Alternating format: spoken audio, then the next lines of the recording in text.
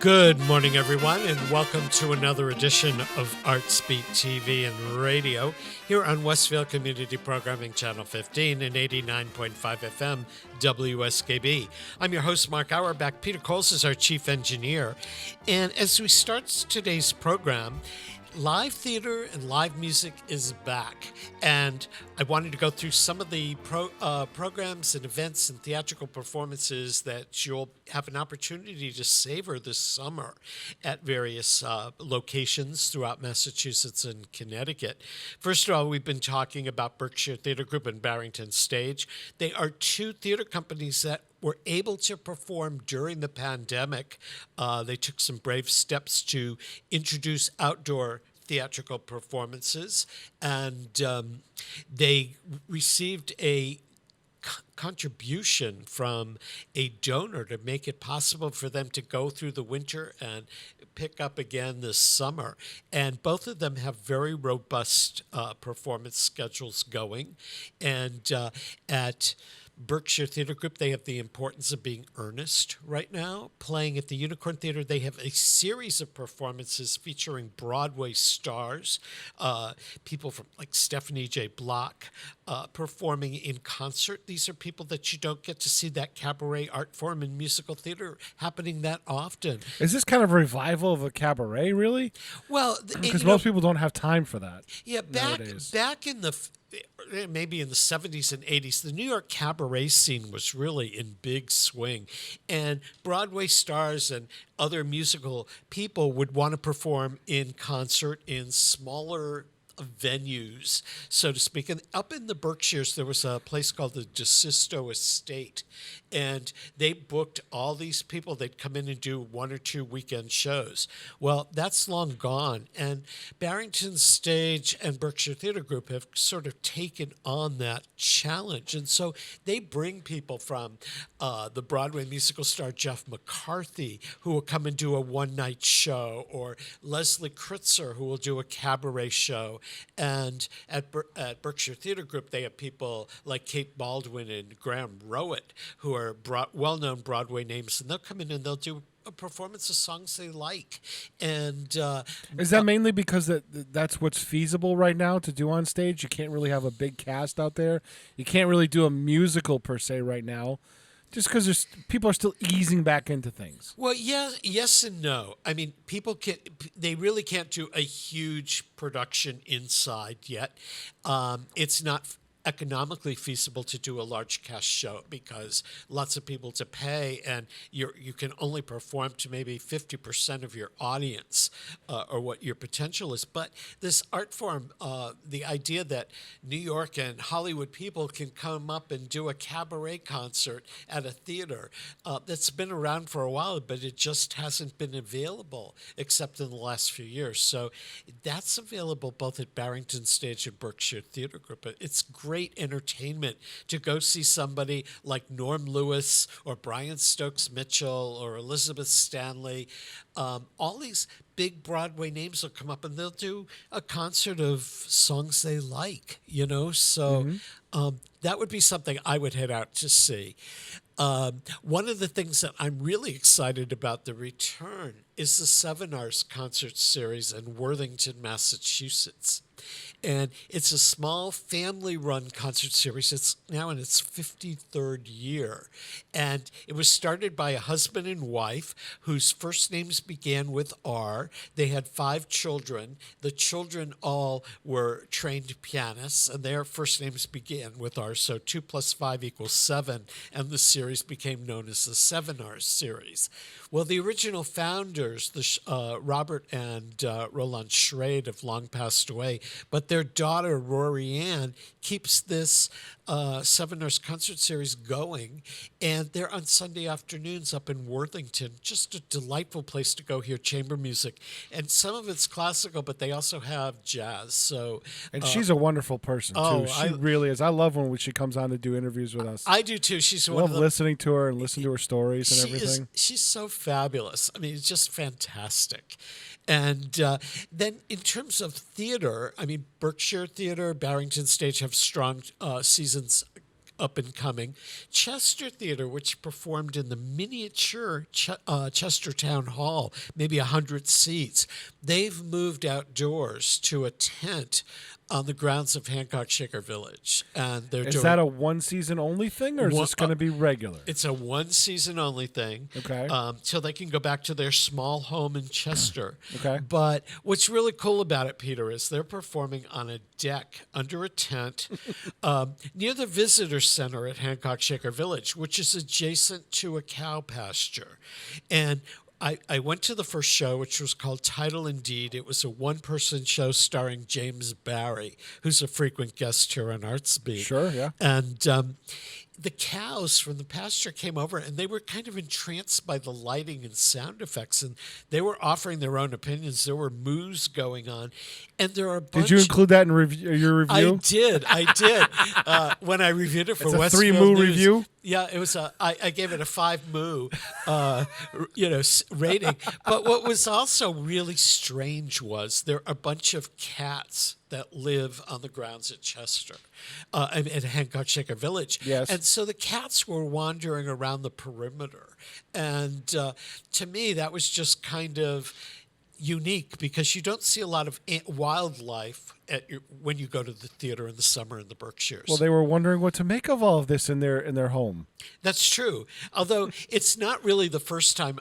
Several years ago, there was a production of Cat on a Hot Tin Roof at Berkshire Theater Group, and Westfield News was sponsoring it.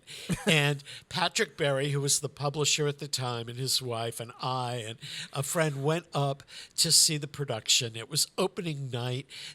And a bat got on stage during the second act, which is a cocktail party. Was that in the Fitzpatrick Theater? Yeah, it was in the Fitzpatrick Theater in Stockbridge. Yep. This bat lands on this actress's shoulder, and they had to stop the show so that they could remove the bat. And they opened up a back wall, which opened up into the woods, and the bat flew away, and they brought everybody back in the theater, and they started exactly at the same place that they had started when the bat arrived. So wildlife in productions is well known. And people that go to Jacob's Pillow and see dance at the Ted Shawn Theater, the Ted Shawn Theater back wall opens up into the woods. And there was a production maybe a half a dozen years ago, featuring the dances for men that had been created by Ted Shawn at this theater at Jacob's Pillow way back when it was founded. And one was a summer woodland scene. The back wall is open, and birds were flying in and out of the theater during the course of the performance. That's great. They obviously don't have to pay to go. They don't get assigned seats, so your cow will not be in row D4 or whatever, but it just kind of... My question is, do they get scale if they become part of the show? I guess so. I don't know. But anyway, there's a lot of wildlife at area theaters. Jacob's Pillow is back up and running, and unfortunately, last winter, one of their theaters, the Duke Theater, burnt down in a fire of undetermined origin. So that theater is being reconstructed this year, and there was a lot of renovations being done to the Ted Shawn Theater. So all of Jacob's Pillow's performances are being held outdoors, and they're not only live, but you'll be able to stream them. So if you're interested in that, Tanglewood is back. The Boston Symphony has made accommodations. First of all, you will not find as many people on the lawn area or in the shed because they've restricted capacity. And the Boston Symphony concerts will be 80 minutes in length with no intermission so that social distancing can be maintained. And the pop art series that they are known for will be coming back to later on in the season. Okay.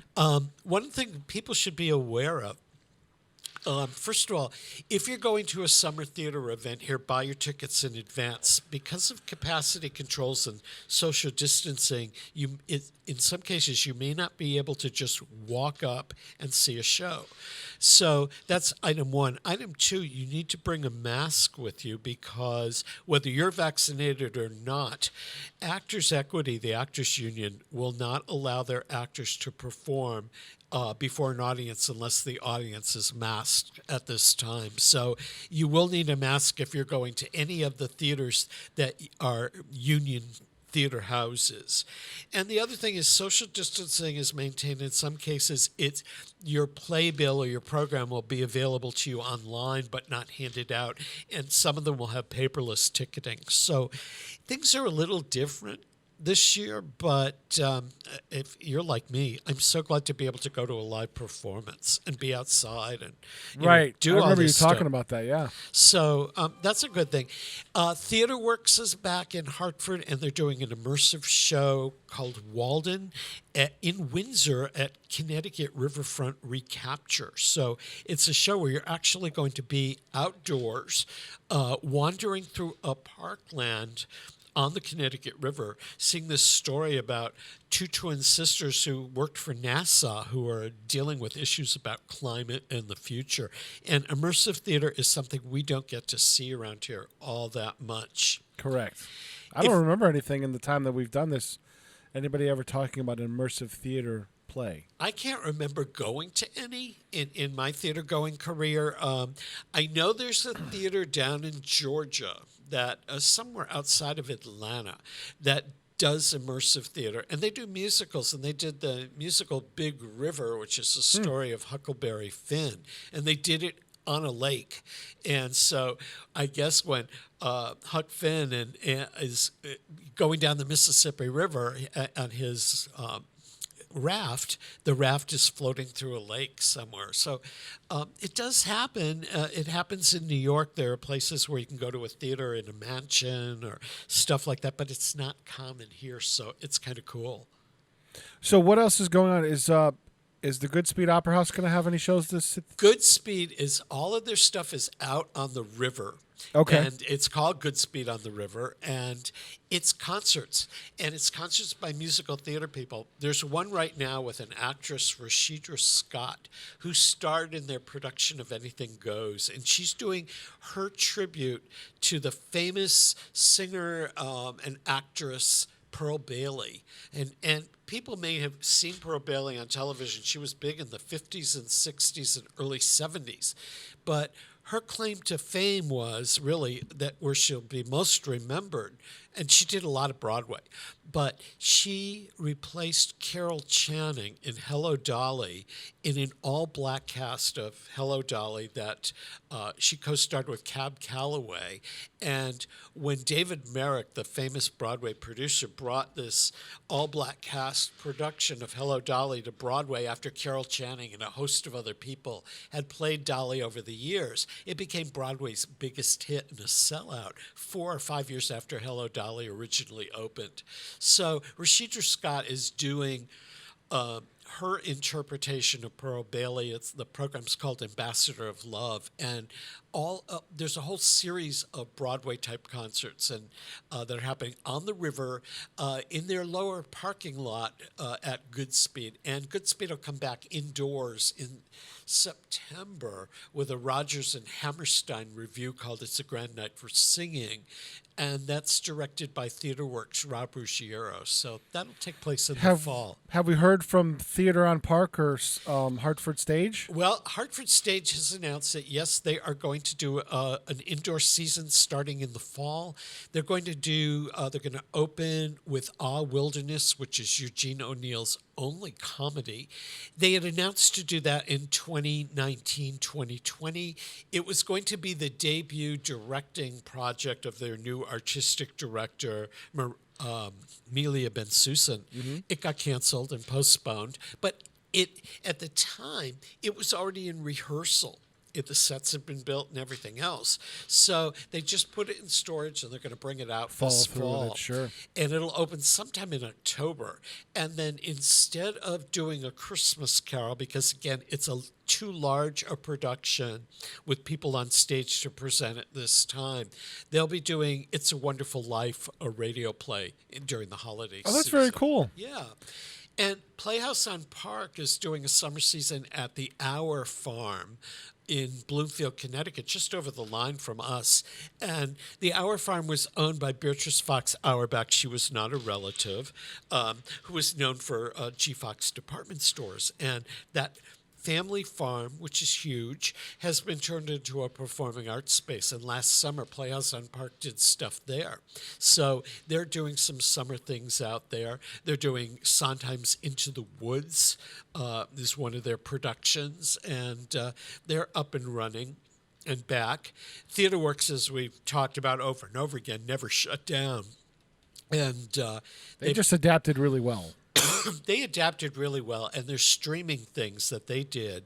They did a play called Russian Troll Farm back in November that made the New York Times best of list, and it was about a group of Russian spies that were infiltrating the internet in 2016 during the election period of Donald Trump versus Hillary Clinton.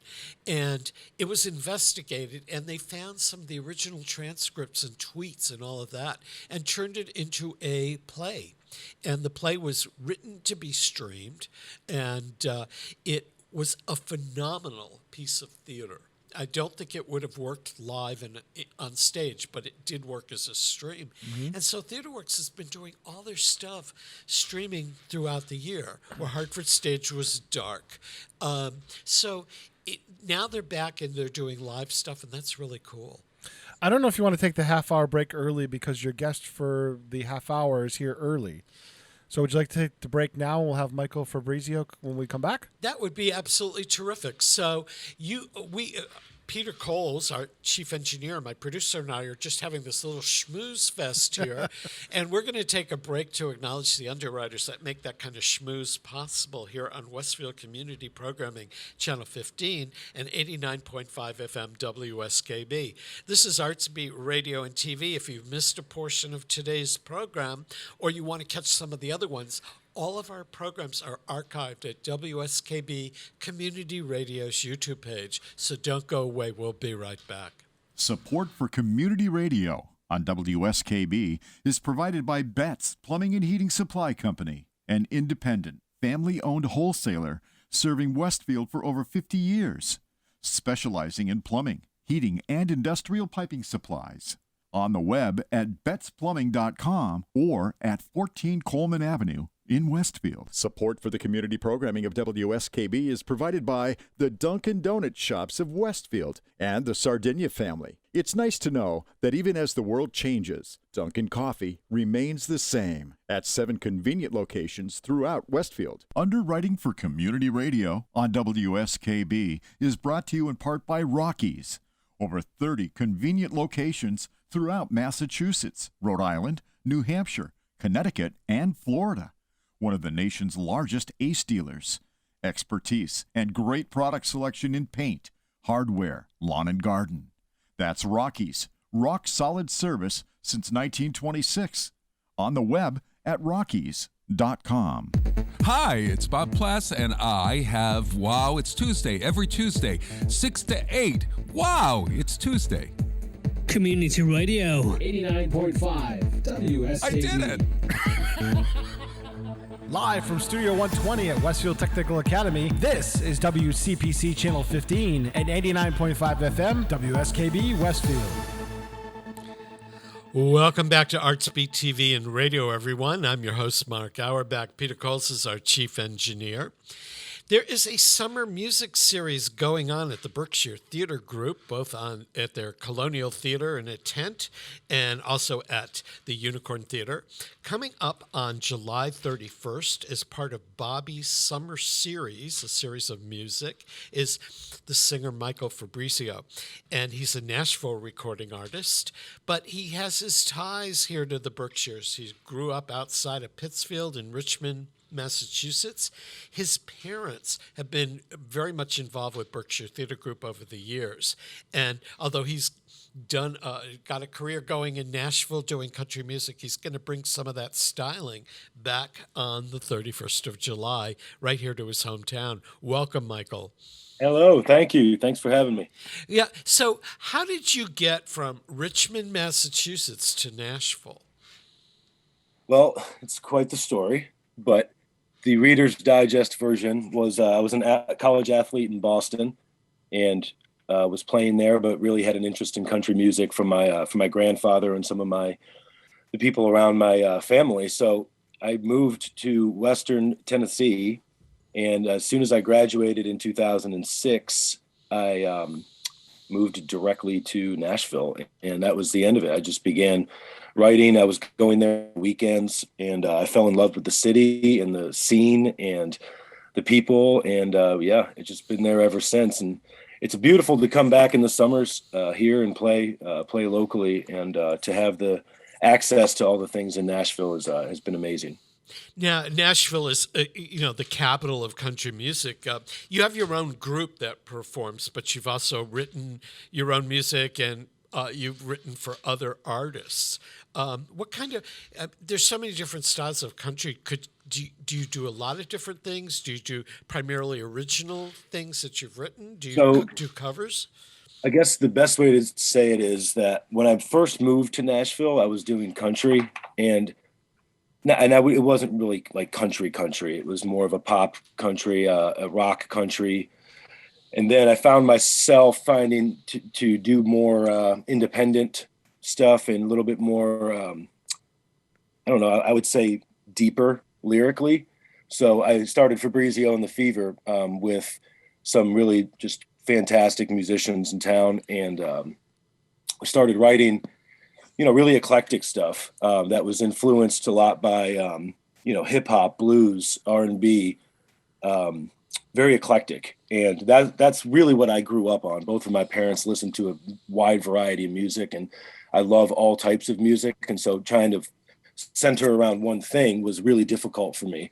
From a songwriting standpoint, Nashville is a great place to be for that, and writing country music and pitching it to other artists and things like that. But as far as what I wanted to do personally as a career and put myself into, we started Fabrizio and the Fever, and that project has been just a lot of fun. And I think it holds a more personal value to me with that. And we're working on new music for that currently. But, COVID was tough for everybody in our industry. So it's nice to get going again. Were you able to work during COVID at all? I know you couldn't perform, but was this a time for writing? It was definitely a time for writing. I spent a lot of time with my family, and really, my wife and I were just thankful that we had all of us together, and to be able to have that amount of time with your children is, it was amazing. So we did a lot of that focused family stuff. But yes, there was a lot of writing.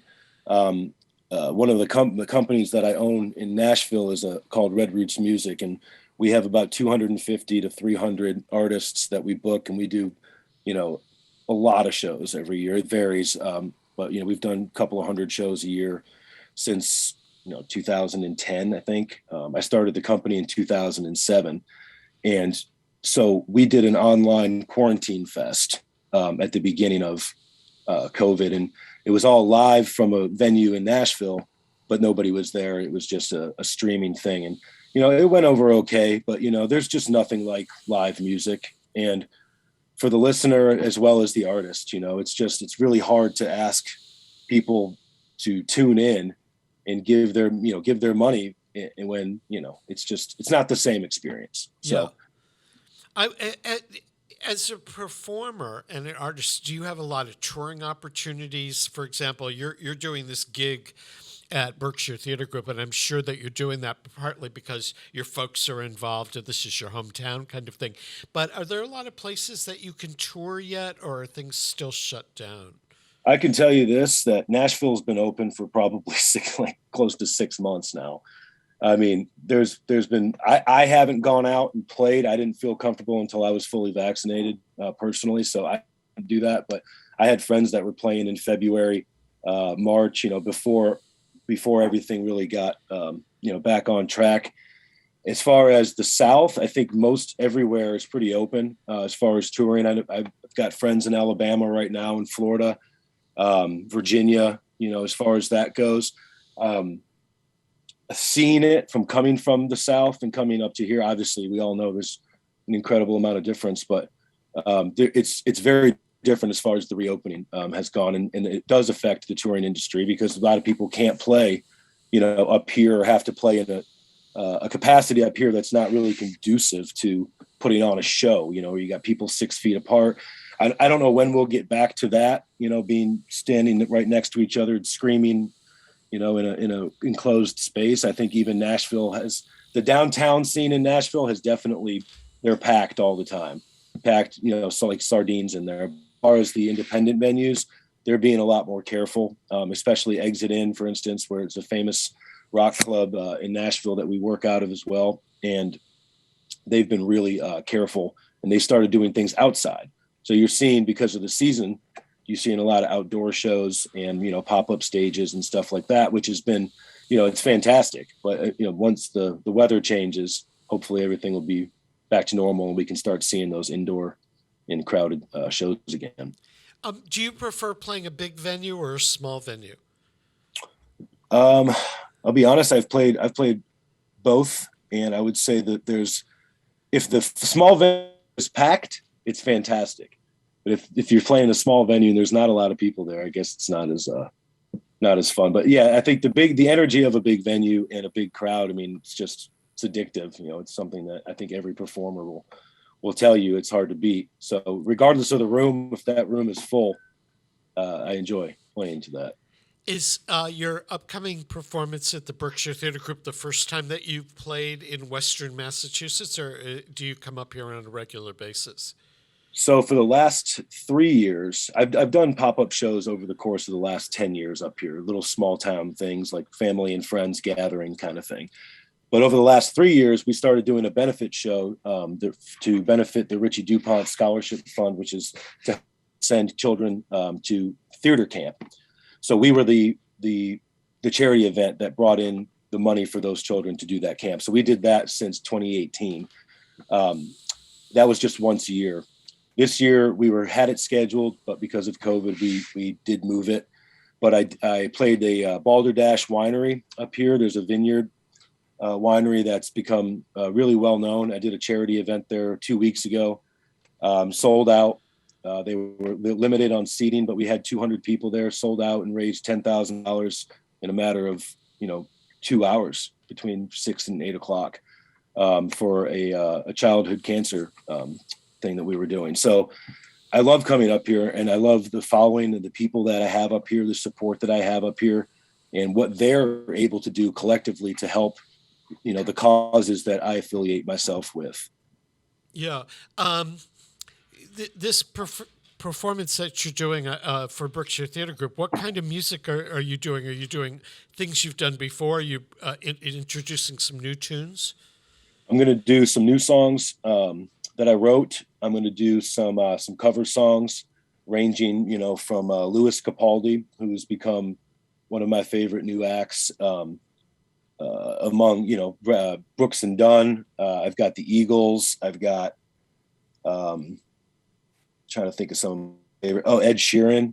So I like mixing in the covers as well, especially when you're trying to attract new fans. I think it's important to do that because hey, I love that song. Oh, now I'm going to listen more. It's one of those things that just continuously happens. So it'll be a mixture. It'll be my originals. It'll be old originals, new originals, as well as eclectic covers. We should probably remind people that you're performing at the Unicorn Theater on Bobby's Summer Series, July 31st at Berkshire Theater Group. You can get tickets at berkshiretheatergroup.org.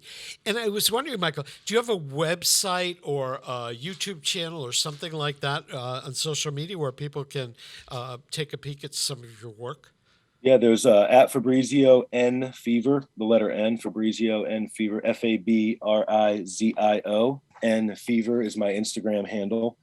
I have a website, FabrizioandtheFever.com. You can check out some of the artists that we've been working with on my business side at redrootsmusic.org. As far as YouTube, I've been terrible about it. There's nothing on there as far as I'm aware. People have posted videos, but I've not posted anything personally on there. That's something that I really want to get to this year, is do a music video. I've never done one in all these years. So I've been pushed to do it for numerous songs, but I've not found the right combo yet. Yeah.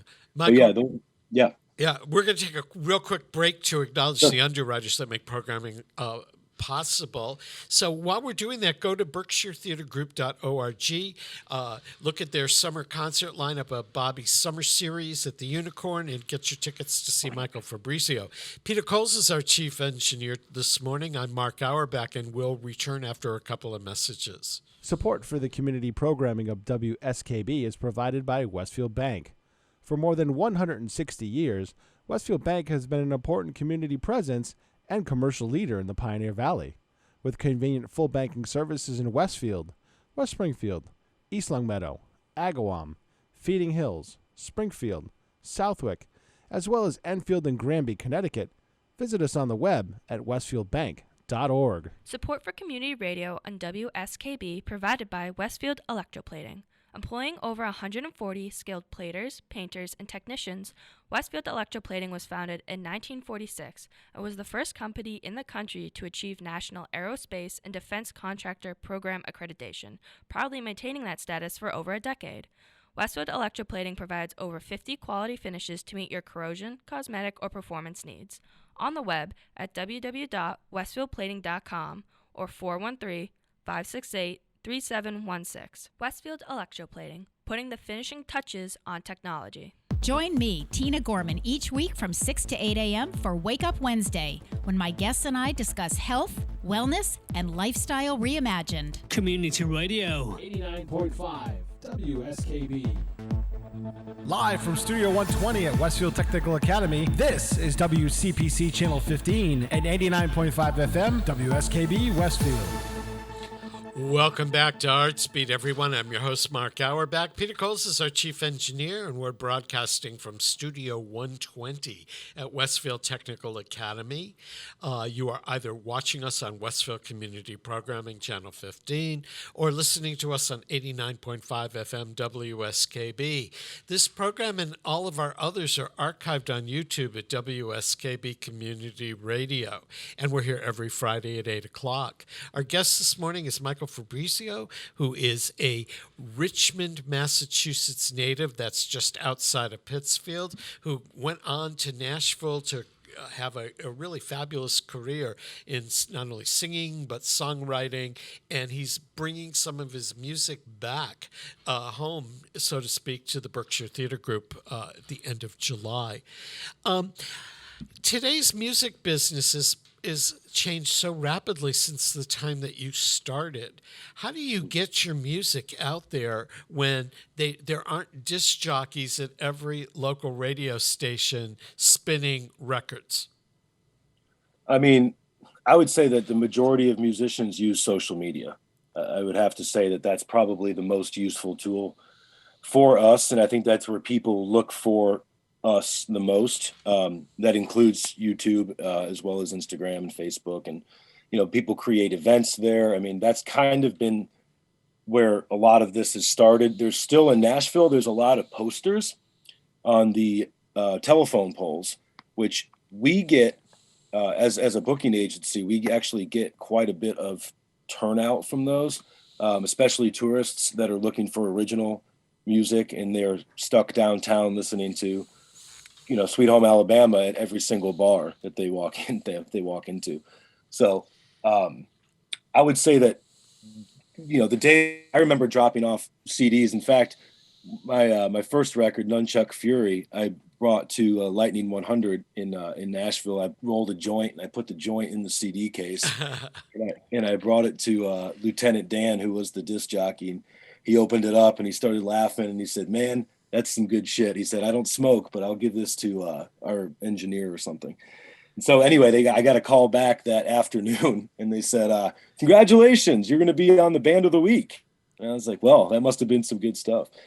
So anyway, there's so many ways to do it. There's creative options, but like walking into a record label or walking into a radio station and handing them a CD and them actually playing it, probably not as often. It does happen, especially in Nashville.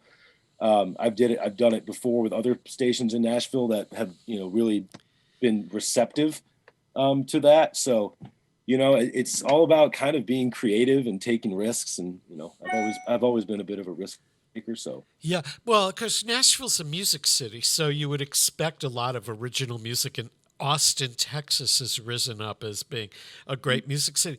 But like here in Western Massachusetts, there's a music scene, but it used to be that an up-and-coming singer or songwriter could go into one of the many local radio stations, and there was a program director at every station who could choose the music that's being done. But now it's automated, coming from other places. So it must make your role as a musician more difficult to market. It absolutely does. And I mean, everything has changed so drastically that, the genie is out of the bottle, and there's no going back to what it was. It's just me. I'm one of those people. I have a hard time, I think, changing. So as far as, even the social media thing is probably part of the reason why I don't push it as much, as I just, it's hard for me to get into as much as I know that as much as I know that I should. But, like you said, the small town radio programmers, I think in every city, are still very receptive to playing original music or have original music hours. It's just a matter of, the reach and how many people are listening compared to how many people used to listen. And, for instance, myself, even like I have Apple Music. I pick out my songs. I make my own playlists. Like, I don't personally listen to the radio. Even in my truck, I don't, because the options are there for you to find new music through algorithms on iTunes. If I put in Glass Animals on iTunes, the next several songs are going to be some affiliation to that type of music. And I may skip through it, or I may like it, and then I find a new band that way. I mean, that's what's happening. My daughter, 7.5, she's on Apple Music and finding music because she liked one song, and then they showed her another one she might like. And she said, oh, well, I like that one. And all of a sudden she's creating a library and finding artists that she likes. She's bringing them to me. Hey, Daddy, do you like this song? I'm like, yeah, I do. Then I'll bring her a song. Do you like this song? So there's a lot of still like, transference of the music. It's still happening. Like, hey, I heard a song. You got to hear this song.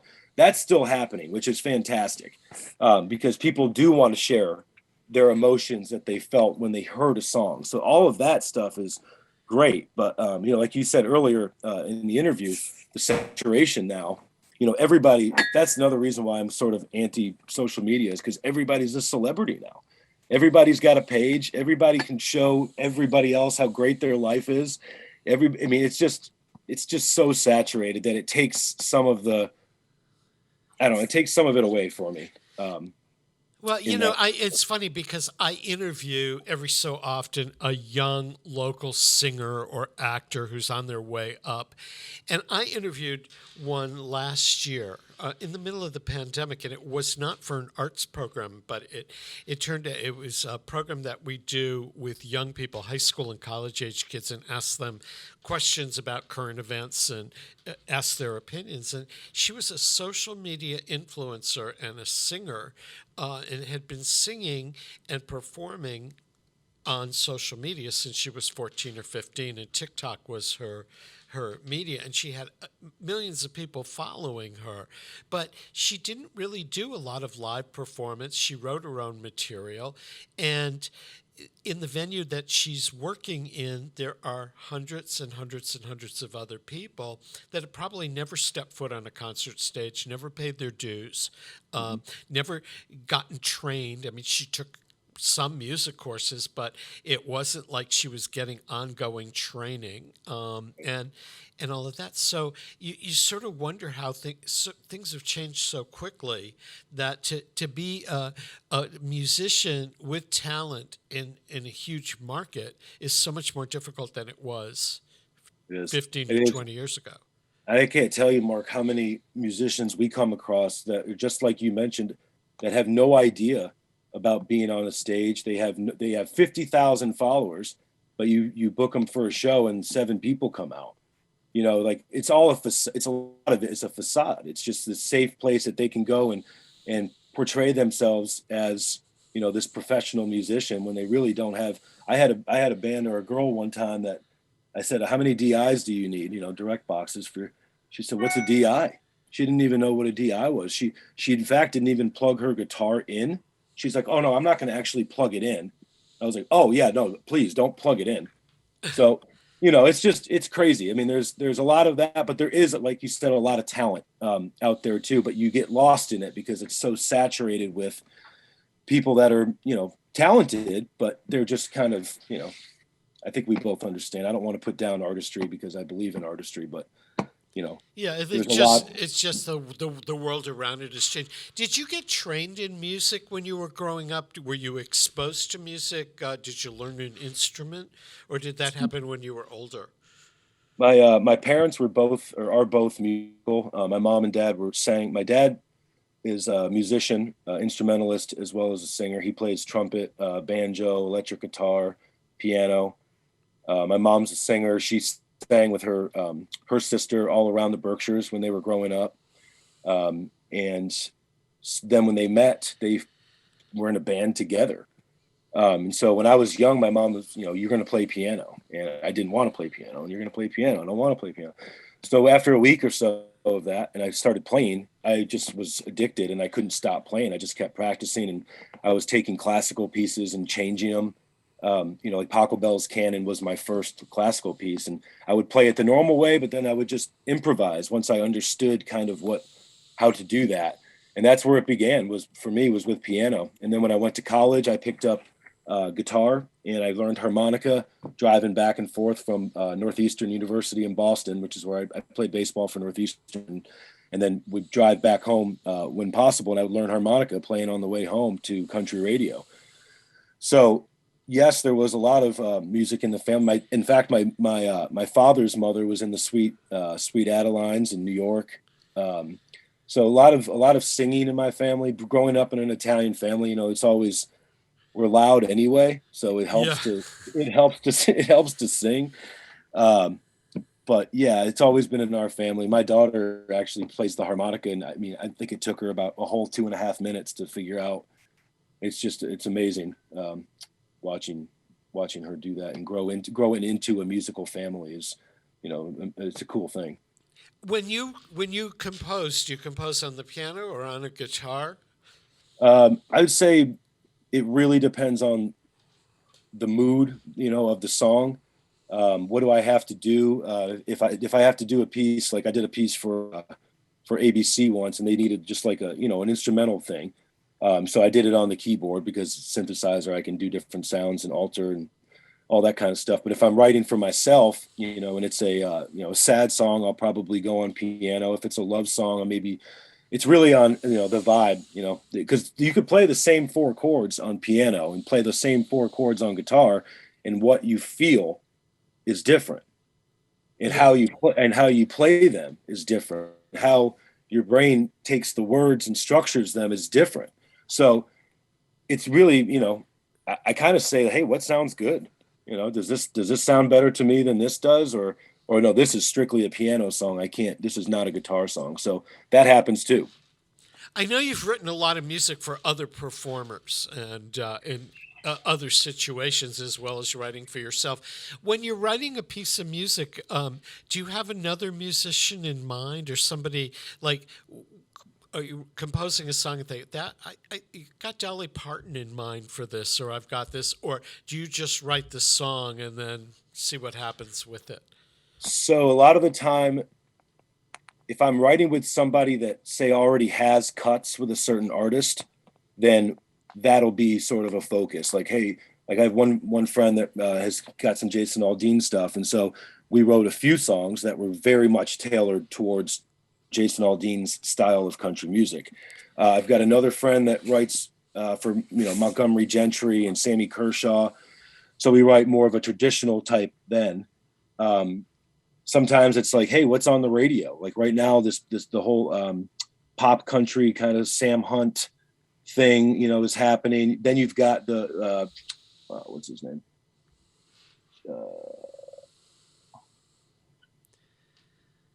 Tennessee Whiskey guy. Chris Stapleton. Yeah. Chris Stapleton. So there's a bunch of different kinds of country music. So it depends on who you're writing with, and if you do have a goal in mind. Sometimes you're writing, and all of a sudden you go, hey, this sounds like a Tim McGraw song, or this sounds like a whatever. So sometimes the song directs you as well, without you having a preconceived notion of who it's going to. Now that things are opening up again, how far are you booking your appearances out there? I mean, can you perform anywhere at this point, or are people still hesitant to book live music? I think everybody has been pretty receptive at this point, everywhere. I haven't heard of really any place, at least, you know, in the South. Florida, Tennessee, Mississippi, Arkansas, Alabama, all open. Kentucky open. I know Ohio's open. There's certain policies still in place, but as far as booking ahead, I think everybody is accepting. Everybody is vigorously accepting. I think everybody wants to get their venues booked and get shows going again. Yeah. How did you get through the pandemic if you weren't allowed to perform? Or, you said you could do a little bit of recording and composing. It must have been tough knowing that the majority of people in your industry were unable to work. It really devastated the music industry on so many levels. How did you manage to get through? There was a lot of support in Nashville because it's being a music city. Everybody was going through the same thing. Obviously, it hit people that weren't A-list celebrities a lot harder, but everybody was going through it. There was support on community pages. There was support from venues for artists. There was a big push to our mayor to give funding for venues and musicians, and they really tried to help. And I think seeing that people cared was really important for the morale of the city, because a lot of musicians were really, there were the people that were like, this is ridiculous. I still want to play. I can't believe they're closing. I can't believe there's capacity limits, that kind of thing, which, was expected, but yeah. Yeah, I've interviewed a couple of symphony musicians here who said that they were really knocked off their feet completely because not only was the orchestra not performing, but they would have chamber groups that would play restaurants, weddings, bar mitzvahs, and those were all canceled. And there really was no place for, and the ones that taught couldn't really do private lessons and all of that, and they were really caught between a rock and a hard place because there's not a huge local community, but you had Nashville surrounding you, so at least you had community there to keep you guys going. Yeah, I think it was a really big come together. Right before all COVID hit, we had a huge tornado come through and wrecked a large part of East Nashville, downtown. We had a bomb blew up on 2nd Ave. There was all these things that happened, so the community was coming together already, and then COVID hit, and it just devastated because of the entertainment scene here. There was nobody was booking. Venues were closing left and right. There were funds being started for all kinds of things, from the tornado victims to helping live music. And there was an incredible outpouring of support. And Nashville has always been really good since I've been there, which has been, I think, 15 years now. They've always been really good at supporting their own and making sure to spread the love, if you will, and make sure that people are, taken care of and understand that they're not alone. And if they need anything, reach out. That was really a good part of it. A lot of people around that are listening to this program would not know of any great country music venues in Western Massachusetts. Are there any that you can recommend? Country music venues? Or live music venues in the Berkshires that are not Tanglewood and the big places? Any small clubs that... There's a place on North Street called Mission. That is a small, quaint place. I know that they do live music. I think there's a place in Great Barrington that does live music. I can't remember the name of it. I know they just recently sold the Dreamaway Lodge, which was another great place for live music out here.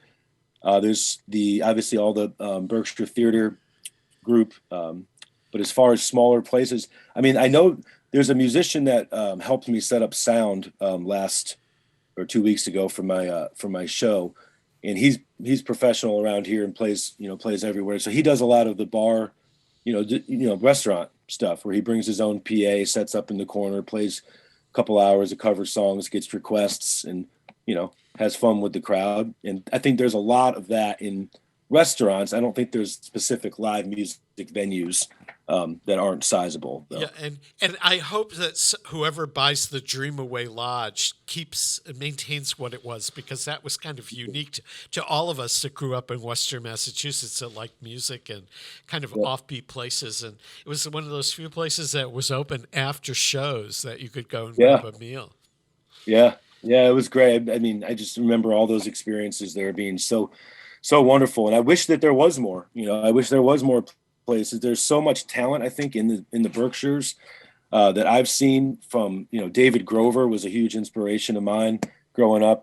He was a local musician is a local musician that does a lot of children's stuff, but really accomplished, played with Arlo Guthrie, and there's a ton of that in this area. It's a shame that there's not more places to hear it, but I think it'll happen. I think the pandemic, if anything, has changed every aspect of life as we know it. So certainly, and we got to hand Berkshire Theater Group credit for having this summer music series that they started last year during the pandemic outdoors. So they're offering a lot of locals or people who grew up here a chance to perform. And we're out of time, but I want to thank you for joining us, Michael. Thank you, Mark, for having me. I really appreciate it. You can catch Michael Fabrizio at Berkshire Theater Group's Unicorn Theater as part of Bobby's Summer Series on July 31st. As we said earlier, Michael grew up in Richmond, Massachusetts, and he's coming back with a little bit of a Nashville sound. For tickets, which you need to get in advance, you can get those at the Berkshire Theater Group website, berkshiretheatergroup.org. And that wraps up another Artsbeat here this Friday. Peter Cowles has been our chief engineer. I'm Mark Auerbach. If you missed a part of today's program, you can find it on WSKB Community Radio's YouTube page. We'll see you next Friday with another edition of Artsbeat.